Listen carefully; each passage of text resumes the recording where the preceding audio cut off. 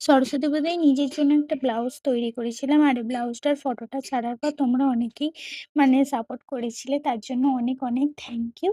আর ব্লাউজটা আজকে রেডি করার ভিডিওটা ছাড়বো, যেহেতু এর আগে সরস্বতী পুজো ছিল, টাইম পাইনি। গ্যালারিতে ভিডিওতে পুরো ভর্তি হয়ে আছে। এডিট করে যে পোস্ট করব সেরকম টাইমটা পাইনি। আর এই ব্লাউজটায় যেহেতু একটু ব্লাউজটা একটু কম ছিল কাপড়টা, তাই জন্য কি করছি, পিঠের যে দড়িটা ছিল সেই দড়িটা কি করছি, রেডিমেড যে দড়িগুলো হয় সেই দড়িগুলোই লাগিয়ে দিচ্ছি। আমি এর আগে অনেক ধরনের ব্লাউজ করেছি, বিভিন্ন ধরনের বিভিন্ন ডিজাইনের ব্লাউজ তৈরি করেছি, কিন্তু এইরকম দুটো দড়ি দিয়ে ব্লাউজ ফার্স্ট টাইম করলাম, তাও আবার নিজের জন্য।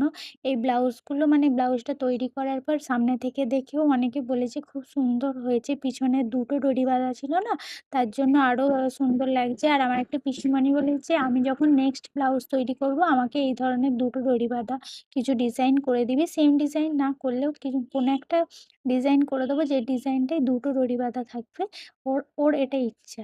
যাই হোক, এরপর ব্লাউজটা কিভাবে তৈরি করছি দেখো। প্রথমে একটা যে কাটিং করেছিলাম, কাটিংয়ের ভিডিওটাই তোমরা দেখেছো কিভাবে কাটিং করেছি। এরপর মেন কাপড়ের উপর লাইলিংটা, কারণ মেন কাপড় যে ছিল সে তার সোজা দিকটার উপরে লাইলিংটা বসাতে হবে।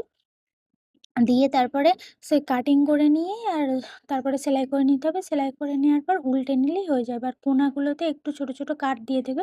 তাহলে উল্টানোর পর জিনিসটা দেখবে সুন্দর দেখতে লাগবে। আর ফিনিশিংও ভালো আসবে। অনেকে কি করে, এটা উল্টে নেওয়ার পর আবার একটা চাপ সেলাই দেয়। কিন্তু আমি সেটা দিইনি। মানে টাইম ছিল না, সত্যি কথা বলে। যেকোনো পুজো অকেশনের আগে কী ধরনের চাপ থাকে তোমরা তো জানো। আর সবসময় পুজোর আগের দিন ২ দিন ৩ দিন আগেই সব ব্লাউজগুলো দিয়ে যায় আর বলে পুজোর দিনের মধ্যে রেডি করে দিতে হবে, আগের দিনের মধ্যে। আর সেই সময় যদি কাজ করতে হয়, সবকিছু খাওয়া-দাওয়া ছেড়ে দিয়েও কাজ করতে হবে। এতটা কাজের প্রেশার থাকে। এখন তো তবু একটু কম থাকে সরস্বতী পুজোয়। অতটা সরস্বতী পুজোয় শুধু যারা বেরোয় ইয়াং জেনারেশন তারাই ব্লাউজ তৈরি করে। কিন্তু বয়োজ্যেষ্ঠ যারা তারা তো তৈরি করে না। কিন্তু দুর্গাপুজোর সময় ওরে বাপরে! আমি সেই খাওয়া-দাওয়া ছেড়ে দিয়ে আগে কাজ করি। কারণ সেই টাইমটায় ইনকামের একটা হিউজ একটা ইনকাম আসে। তো আমাদের মতো মধ্যবিত্ত ঘরের মেয়েদের কাছে ওইটুকু ইনকামটাই অনেক। যাই হোক, এরপর ব্লাউজটা দেখো যে ১ম এ পিঠটা রেডি করে দিয়েছিলাম। তারপর হচ্ছে নিচের যে সাইডটা আছে আমি এইভাবেই মুড়িয়ে নিই। অনেকেই হেম সেলাই দেয়, কিন্তু আমার হেম সেলাই দিতে ভালো লাগে না, সত্যি কথা বলতে। মানে কুঁড়ে টাইপের আমি। হেম সেলাই দিতে অনেক সেলাই করতে হবে, খাটুনি। আর এখানে মেশিন সেলাই একবারেই হয়ে যাবে। দেন হচ্ছে একটা লেস বসাচ্ছিলাম। পিঠটা যেহেতু সিম্পল হয়ে যাচ্ছিল, মা বলছিল একটু লেস বসিয়ে হাইলাইট কর, দেখতে ভালো লাগবে।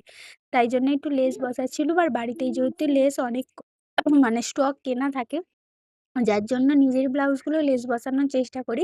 এবার ধরো কোনো কাস্টমার দিল যে লেস বসাবে, কেউ বললে লেস বসাই, না বললে লেস বসাই না। এবার লেস বসালে কি বলতো, একটা খরচারও ব্যাপার থাকে। এবার অনেকেই লেস বসাতে চায়, অনেকে লেস বসাতে চায় না, কারণ খরচার ভয়। আমার মনে হয় যেহেতু ব্লাউজটা আমি তো খরচা করেই তৈরি করাচ্ছি, আর ৩০-৪০ টাকা বেশি দিয়ে আমি যদি লেসটা বসিয়ে নিই, দেখতে আরও সুন্দর লাগবে, প্লাস হচ্ছে ভালো লাগবে। যাই হোক, এরপর দেখো পুরো লেসটা বসিয়ে দিচ্ছি। আর এখানে আমি যখন ভিডিও এডিট করছিলাম মাম্মাম আমার সঙ্গে ছিল। যাই হোক, ওটাকে তোমরা ইগনোর করো। আর হচ্ছে পুরো লেসটা দেখো, এটা যেহেতু ডিজাইনটা একটু অন্য ধরনের ছিল, তাই লেসটা অন্যভাবে বসাতে হচ্ছিল। ১ম এ যে ২ সাইডটা ছিল সেই ২ সাইডটাই লেস বসিয়ে নিচ্ছিলাম। দেন নিচের যে পার্টটা ছিল সেই পার্টটাই লেস বসাচ্ছি। আর লেস বসাতে, বসাতে সুতোটা পট করে কেটে গেল। যাই হোক, সেটা তোমরা ইগনোর করো। দেন হচ্ছে লেসটা যে যে কোণ ভাবগুলো থাকে, সেই কোণ ভাবগুলো আগে তো আমি মানে মুড়িয়ে করতাম না, একভাবে টেনে করতাম, যার ফলে কোণগুলো ঠিকঠাক আসতো না। কিন্তু এখন ওটা শিখে গেছি যে কোণের সাইডগুলোতে একটু মুড়িয়ে সেলাই করলে না কোণটা একদম ঠিকঠাক আসে। এইভাবে আমি অনলাইন থেকেই শিখেছি এই লেস বসানোগুলো। অনলাইন থেকে সত্যি কথা বলতে সোশ্যাল মিডিয়া থেকে তোমরা অনেক কিছু শিখতে পারো। যেমন ভালো দিক আছে, তেমন তোমার খারাপ দিকও আছে। সোশ্যাল মিডিয়ায় কেউ ভালো দিকটা নেয়, কেউ খারাপ দিকটা নেয়। আবার কেউ, কেউ ভালো খারাপ দুটোই নেয়। ভালো খারাপ দুটোই নেয়া দরকার। কারণ হচ্ছে উম পরিস্থিতি কার কখন কিরকম আসবে তো বোঝা যায় না। ভালোটাও জেনে রাখা উচিত, তার সাথে, সাথে খারাপটাও জেনে রাখা উচিত। মানুষ তোমার সঙ্গে যেরকম করবে তোমাকেও ঠিক সেরকমই মানে পাল্টা জবাব দিতে হবে।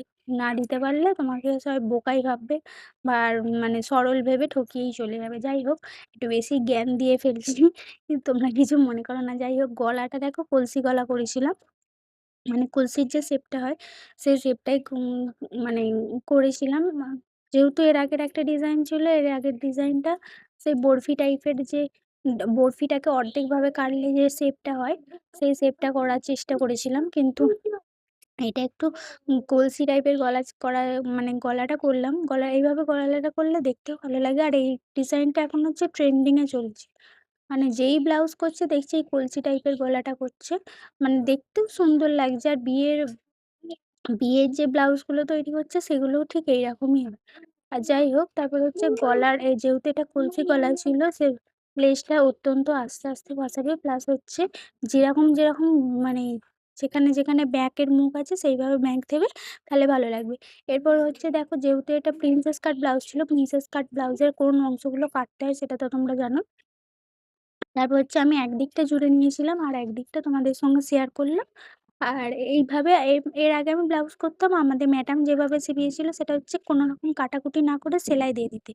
কিন্তু সেলাই দিয়ে মানে খুব একটা ভালো আসতো না, তার থেকে মনে হয় কেটে জোড়াটা বেশি বেটার হয়। দেখো ব্লাউজটার সামনেটা কত সুন্দর এসছে।